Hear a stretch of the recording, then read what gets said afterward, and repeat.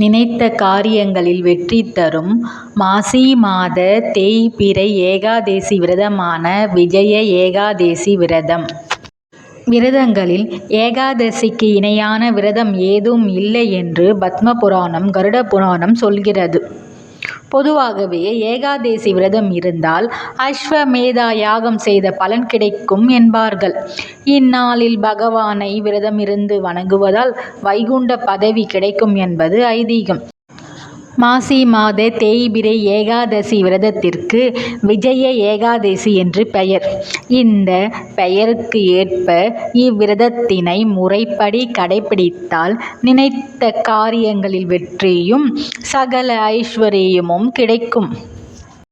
விஜய ஏகாதசியின் விரத கதை. நம் அனைவருக்கும் இராமாயண கதை தெரியும். ராமர் கடல் கடந்து சென்று சீதா தேவியை எப்படி மீட்டெடுத்தார் என்பது நாம் அனைவரும் அறிவோம்.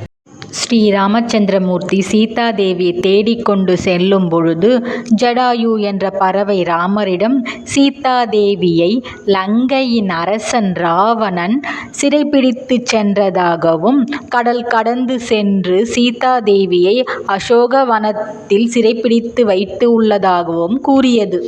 இதனை கேட்டதும் ஸ்ரீராமர் தனது வானர படைகளுடன் இலங்கையை தாக்க தயாரானார். ஆனால் கடல் கடந்து எப்படி இலங்கைக்கு செல்வது என்று எண்ணி தயங்கினார். ராமரின் கவலையை புரிந்து கொண்ட ஸ்ரீ லக்ஷ்மணன், சற்று தொலைவில் ஒரு ஆசிரமம் உள்ளது, அங்கு சென்று அந்த முனிவரிடம் நாம் தக்க தீர்வு கேட்போம் என்று ஆலோசனை கூறினார். ஸ்ரீ ராமச்சந்திரமூர்த்தியும் லக்ஷ்மணனுடன் சென்று அந்த முனிவரை சந்தித்து கடல் கடந்து சென்று எப்படி ராவணனை வெல்வது என்று முனிவரிடம் கேட்டனர். அதற்கு அந்த முனிவர், விஜய ஏகாதசி விரதத்தினை நீங்கள் உங்கள் படைகளுடன் முறைப்படி கடைபிடித்தால் நிச்சயம் உங்களுக்கு வெற்றி கிடைக்கும் என்றார். மேலும் நீங்கள் கடல் கடந்து சென்று ராவணனை வெல்வீர்கள் என்று ஆசி கூறி அனுப்பி வைத்தார்.